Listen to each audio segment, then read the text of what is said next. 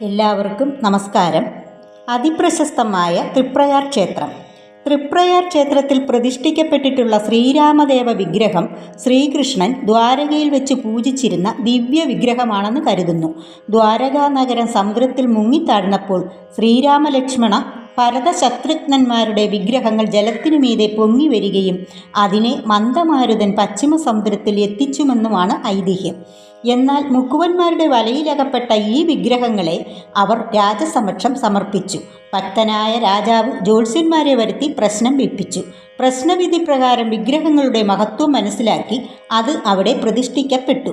തൃപ്രയാർ ക്ഷേത്രത്തിൽ പ്രതിഷ്ഠിക്കപ്പെട്ടിട്ടുള്ള ശ്രീരാമൻ ശംഖുചക്ര ഗദാധാരിയായ ചതുർഭുജ ദേവനാണ്. അതുപോലെ തന്നെ ഹനുമാന് പ്രത്യേകമായ ഇരിപ്പിടം നൽകിയിരിക്കുന്നു. അനുഗ്രഹമൂർത്തിയായ ഹനുമാൻ സീതയെ കണ്ടു എന്ന് രാത്രികാലങ്ങളിൽ ജപിച്ചുകൊണ്ട് ക്ഷേത്രപ്രദക്ഷിണം വയ്ക്കുന്നതായി അനുഭവപ്പെട്ടിട്ടുണ്ടെന്ന് അനുഭവസ്ഥർ പറഞ്ഞു വരുന്നു.